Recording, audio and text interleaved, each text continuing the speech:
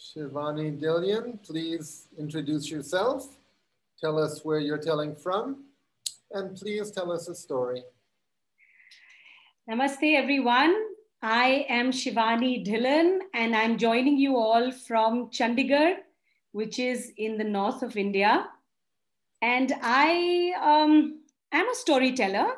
I've always been a storyteller, but I've used it primarily with children and young adults with intellectual disability and mental health. I have a daughter who has a disability, which is why I feel extremely passionate about storytelling, because I have personally witnessed the kind of impact it has on children and young adults who have diverse needs.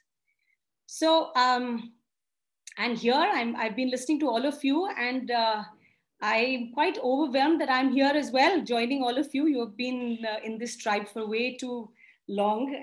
I'm just a newcomer. So I've chosen a story today, which is a very old story. I think a lot of you may have already heard. It's a Jataka tale of a little parrot. But you know, the story I heard was many years back as a child. But then I heard a beautiful bhajan by Kabir Das many years later. And it gave a very different element to the story. And some of you who are joining us from outside India, Kabir was a saint, he was a mystic, he was a poet. And he sung a lot of hymns that we call bhajan in our country, talking about finding God within and love and what love actually means. So I've tried to weave the two tales, the Jataka tale and Kabir's bhajan in this story. So I hope you enjoy it. Maro heliye kin sam karame sne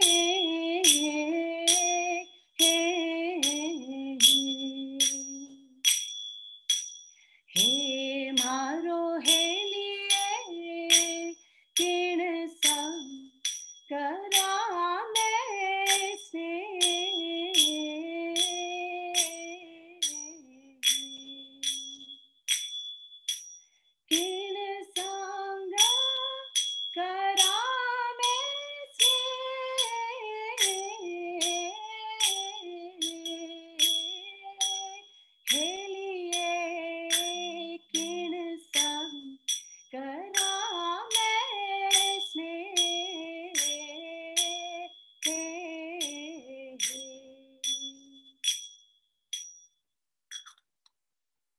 So I would like you all to close your eyes, because I need to take you to where the story comes from.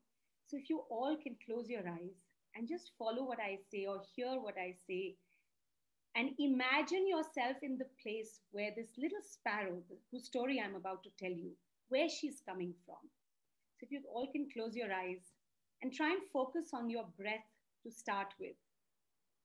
Just feel yourself inhaling, feel yourself exhaling the breath. And I'm taking you to this lush forest with lots of greenery around.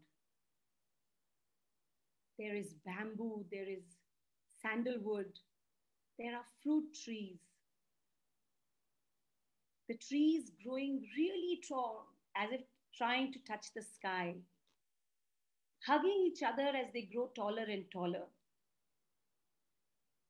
The sun rays are trickling down from in between the leaves.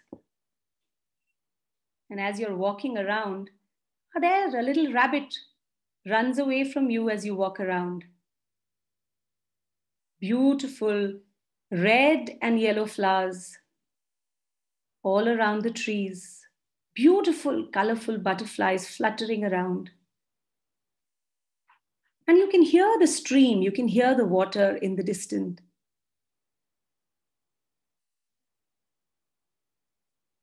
The fragrance of the forest. The wind is carrying that fragrance for you. It is fresh, it is organic, and you're soaking it in. there's a cuckoo bird singing a beautiful melody, which is like elixir for your hungry and starved soul. And as you're soaking this in, you're in this environment. You're feeling very relaxed, very peaceful. It's the nature. But things are about to change in this forest. So I'd like you to come back. Open your eyes and come back to where we are right now. Because there's a storm brewing. There's thunder, there's lightning. And there's a dead bamboo tree. And the lightning strikes this dead bamboo tree and sets it ablaze. And the sparks fly everywhere, and not just the bamboo tree is ablaze anymore. It's the forest. The entire forest is ablaze. The smoke is rising, the heat. You can feel the intense heat in the forest now. The animals are running away from there, trying to find some safety somewhere. They're all scared. They're petrified of the smoke, of the flames. And in this forest, there's a beautiful sandalwood tree. And on this tree, there lives a little sparrow. And she's lived there all her life. She's made it her home. She's eaten the fruits from the tree. The tree has sheltered not just the sparrow, but the little babies from the rain, from the snakes, from other animals. And the sparrow flies right on top of the sandalwood tree as the flames are engulfing the tree. And she looks down and she's very distressed. She's very scared and she doesn't know what to do, but she knows she has to do something to save this tree. So she looks down at the sandalwood tree, and the sandalwood tree is looking up at the bird and understanding that the bird is confused. The sparrow is very distressed, and he also understands her predicament, whether she should fly, what she should do, should she stay there? So he tells to the bird, he tells to the sparrow, and he says, sparrow, you have the wings. You can fly. I am grounded to the earth. I'm rooted to the earth. I cannot be moved. So you know what? Save yourself. Save yourself. Go fly to safety. And the sparrow looks down and says, no, I am not going to leave you here alone. I mean, I have eaten your fruit. I have lived with you. You've been my companion. And now that there is an adversity and there are problems and we are facing an issue, you're telling me to just fly away to safety and leave you all alone. So she sings to the sandalwood tree. She has pain, in her inside, and she tries to sing that, and she tries to explain this to the sandalwood tree. Maro heliye kin sam kara main sneh,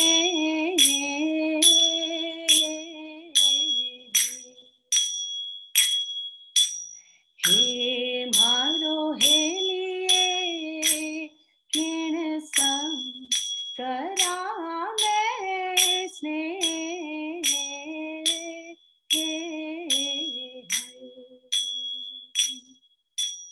हम उड़ी परे को जाए, हेलिए फल खाता रे पान बिरोड़िया.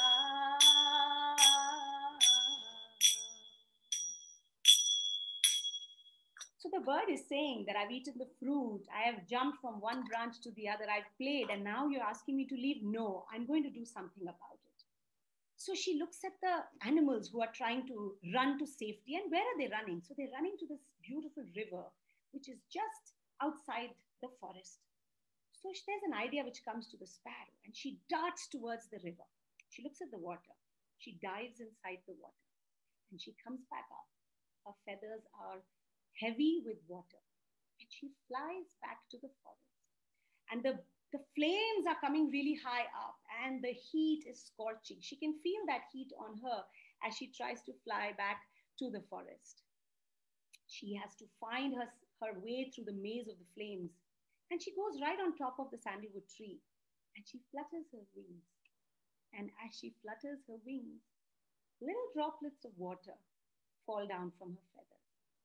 Now, these little droplets of water are like little jewels falling from the sky, and they fall on the flames on the fire and vanish with a hiss. She goes back again to the river, dives inside the water, comes back up laden with water in her feathers, flies back to the sandalwood tree and flutters her wings again. And there the little droplets of water fall on the sandalwood tree yet again. And all the animals who are there trying to run, they look at that bird and they scoff at her and say, I mean, really, what are you up to? What are you planning to do with those little droplets of water? How can you possibly douse this fire? But she's adamant, and she goes back and forth from the forest to the river, back to the burning forest. And while all this is going on, the devas, the gods right there up, they are watching. And they're also pretty surprised. Actually, they're kind of making fun of the sparrow. And one of them says, I mean, what is the sparrow really trying to achieve with those little droplets of water? The whole forest is ablaze. The sandalwood tree is ablaze. How can she douse this fire? But there is one dev, there is one god who's strangely moved by what the sparrow is doing. So he decides to come down on earth and have a little chat with the sparrow. So he turns himself into a golden eagle and flies down. And just as the sparrow is coming back to the forest with some water in her feathers, he flies next to her and says, don't you think it'll be a good idea if you just save yourself? Because you're trying to put out this forest fire with the little droplets of water. Do you really think you can achieve it? You know, by then the sparrow is tired. She's exhausted. Her wings have been charred because of the flames. Her eyes are hurting. They've been stung by the smoke. They're like, they're red like coal. And she's irritated. And she says to the golden eagle that at this point of time, I don't need any advice. If you think you can help me, that's what I really need. I need someone to help me. So if you can do that, well and good. Otherwise, let me do my job. And the golden eagle asks her, I mean, why are you doing this? Why are you focused on the sandalwood tree and trying to put out the fire that's engulfing the sandalwood tree? And that's when she says that, this is my love for the sandalwood tree. This sandalwood tree has given me love, protection, and companionship for the last so many years. And now it's time for me to do something for the sandalwood tree. And I'm not going to desert this sandalwood tree. It's the tree is my friend, my companion. So you want to help me, otherwise leave me alone. Now, the golden eagle, which is the dev, the god, is so moved and overwhelmed by what the little sparrow says to him that he starts to cry. And we all know what happens when gods cry. Yes, the rain starts to fall. The streams of tears start falling from this god's eyes, and they fall upon the fire, the flames, the smoke. And slowly, gradually, the forest fire is put out by the tears of the god. And wherever these little droplets of tears of water have fallen, new life has pushed forth. The wings of the sparrow, which were charred with the flames and the fire, are now growing back into beautiful feathers. And the sandalwood tree? Well, the sandalwood tree and the sparrow look at each other, and they both realize the amount of love that they have shared in all these years, how important that was, how important this loyalty was.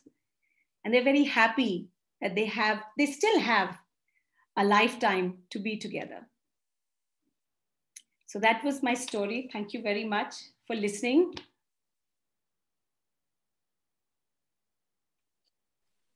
Thank you very much. I'm just getting back to the gallery view. That was wonderful. I so enjoy your relaxed way of telling. Thank you, Eric. Mm-hmm. Anybody, any thoughts? Rajan? Shivani, you are telling that you are new to this circuit and telling some of us are more experienced, but I don't think you are a new storyteller. You, I think, and this story, I have read this story in Jadaga Tales. Yeah. And a couple of times I have also told this story. I envy you. I would have told better, like you. I was like an LKG fellow I was telling, but you are telling like a postgraduate storyteller. That's very kind of you. Yeah, right. No, really wonderful, because you have lived that story. And the very one word, if I have to say, the description you gave of the story, actually, wherever you read the story, you will not find the description you gave, because you have imagined when the eagle came, the devata came, the conversation, and the conversation between the tree, the sandalwood tree, and the sparrow. Everything you have imagined and added without boring, and the essential words were used. And it was nice. I think you have the strength of telling the story effectively because of you lived the story. Not that you just read the story and just practiced the style of telling, nothing. You have felt in your mind, and the description you gave us, Eric was telling, you were telling in a pace which is required for the story. It's wonderful. You really were a more experience. If I could request, what is the meaning of that bhajan that Tulsidas, correct? No, Kabir Das ji. Kabir Das, sorry. Kabir Das bhajan. Can you please? Yes, sure. So Kabir Sahib says that the first line is, who should I love? You see, in this world, we all have to, we are not permanent, right? We are not permanent. And what does love mean? So the question here is that Kabir Das is asking, is that who should we love and what is love really? So when I sang the second line, which says, Hum udi pare ko jai, which means that I can fly away, but should I fly away? The bird is asking, because I have eaten your fruit. So phal khadare pan birodia. It's a Marwadi folk song, which was written, the bhajan is written by Kabir Das, but it's still sung in the interiors of Rajasthan. So there are a number of lines in this where they say that, the tree is going to burn down. It's actually, it is the entire stories in this bhajan, which is so beautiful. And it talks about loyalty, it talks about love, it talks about that love is permanent, but you and I aren't. The love kind of stays with, love is eternal and it never ends. But it's just that you and I are, the living beings are not eternal. So that's what Kabir Das talks in this bhajan. Thank you so much. And this was written, many hundreds of years later from the Jataka tale. And there's a very interesting point in this bhajan where Kabir Sahib says, so he's taken two trees. He's taken the bamboo tree and the sandalwood tree. So you see what happens is when the bamboo tree burns, it burns everything around it. But what happens with the sandalwood tree? When you approach a sandalwood tree, the fragrance engulfs you and you become fragrant yourself. So Kabir Sahib also says that don't be like the bamboo, be like the sandalwood tree. That when people come to you, they don't get burnt, have that kind of disposition and that kind of nature and love, that your love engulfs everybody that comes close to you. So there are so many meanings in this bhajan, which is why I it's very close to my heart as well. Yeah, even in the story, there are so many lessons to be learned. That's right. But you are able to link the bhajan and this Jataka tale nicely. Very good. Great. Thank you. May I? Go ahead. Yes. So what I really loved, I am sorry I came in between. I was in the meditation and then that thing. What I really loved was you actually created a whole healing story. You know, it can be a whole workshop, you know, kind of a thing, you know, amazing how you brought the two things together. And seriously, it didn't feel like you are new. You own the story. I've never heard this kind of a version of this story, and it is one story that, you know, you should really work on and turn it into a workshop, because it is going to be very wonderful whoever is touched by this story. Wonderful job. God bless you. Thank you, Kajal. Thank you.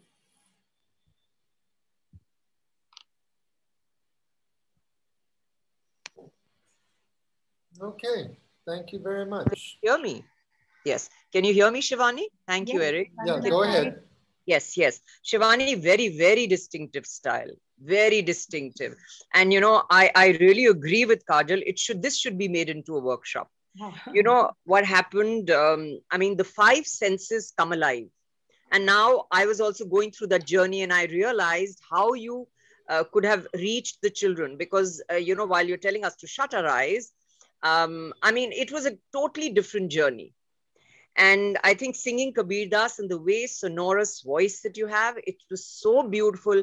And Jataka tales are brilliant. It's so nice when you're promoting all this, you know, one feels like now, imagine at my age, also wanting to try and understand.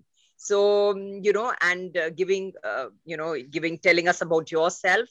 Really, really wish you all the very best. God bless you and your daughter. And, you know, I have a sister who's mentally slow. So, you know, for a minute, I tried taking it out there. I mean, I tried putting it in front of her to make her hear this story, but she's in a different story world of her own. So I couldn't do that. But really bless you. Wish you all the very best, Shivani. God bless you, Bacha. Thank you so much. Thank you. Okay, thank you very much, Shivani.